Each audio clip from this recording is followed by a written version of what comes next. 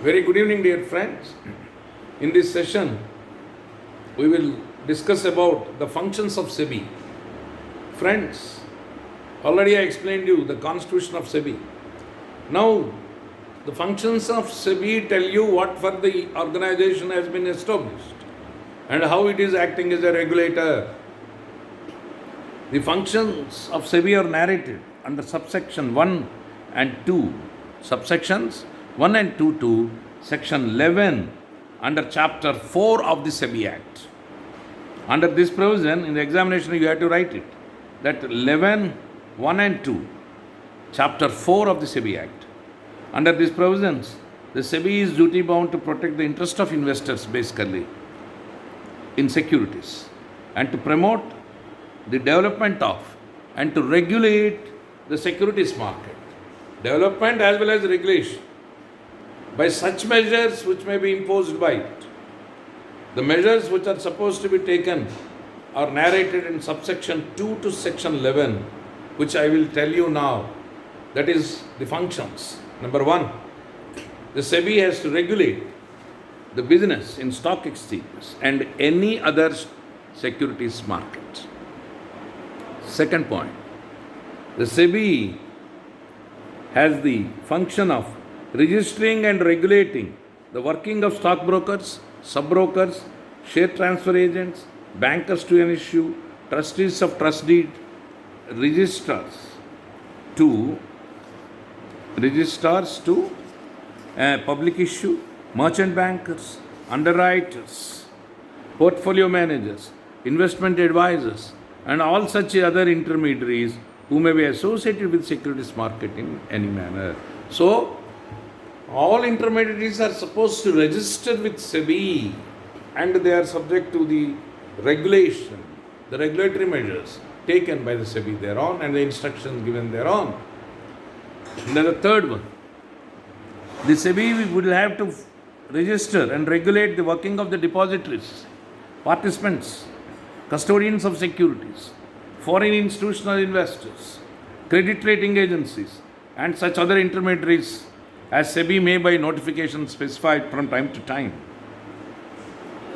Then the next function is that SEBI has to register and regulate the working of venture capital funds and collective investment schemes including mutual funds. Then friends, SEBI has the function of promoting and regulating self-regulatory organizations. Then friends, it has got the power of prohibiting fraudulent and unfair trade practices relating to securities market. In this connection, the SEBI has issued regulations on fraudulent unfair trade practices 2003.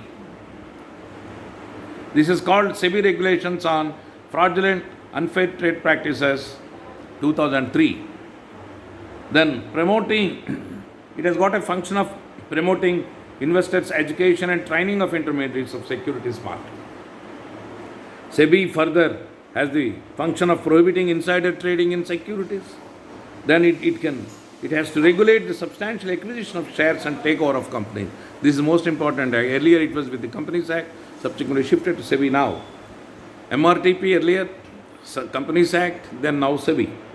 SEBI has the function of calling for information from undertaking inspection, conducting inquiries and audits of stock exchanges, mutual funds, other persons associated with the securities market, intermediaries, and self-regulatory organizations in the securities market.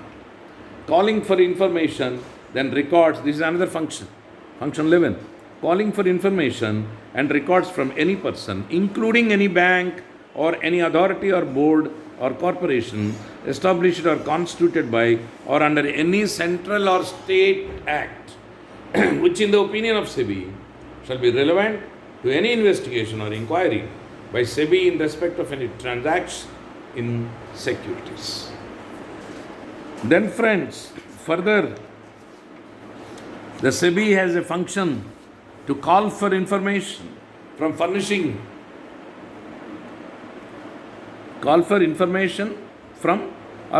information to various authorities, whether it is in India or outside India. It has got similar functions. wherein, whether it is in India or outside India, having functions similar to those of SEBI in the matters relating to the prevention or detection of violation in respect of securities laws, subject to the provisions of other laws for the time being in force in this regard. Then, friends, the SEBI, for the purpose of furnishing any information to any authority outside India, may enter into any arrangement or agreement or understanding with such authority with the approval of the central government thereon. That means central government is above SEBI. But it is the central government is above SEBI, but SEBI is the regulator.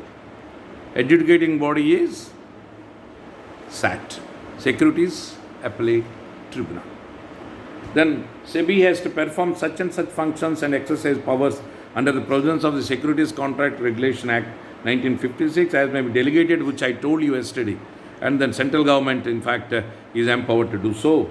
The SEBI can levy fees or other charges for carrying out the purpose of this section. Then it can conduct research for the above purposes.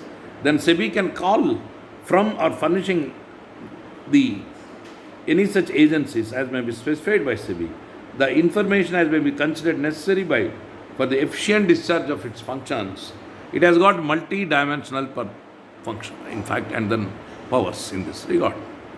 Then it can perform any other function as may be prescribed, ultimately to reach the main goal as the objects which are laid in the preamble of the legislation.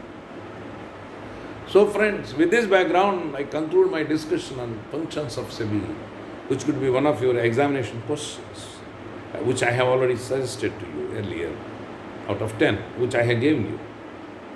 So, I have given you 10%. This is also one. So, I am giving necessary explanation today for that purpose. So, I request you to study further and then strengthen your knowledge. Thank you very much. Good day.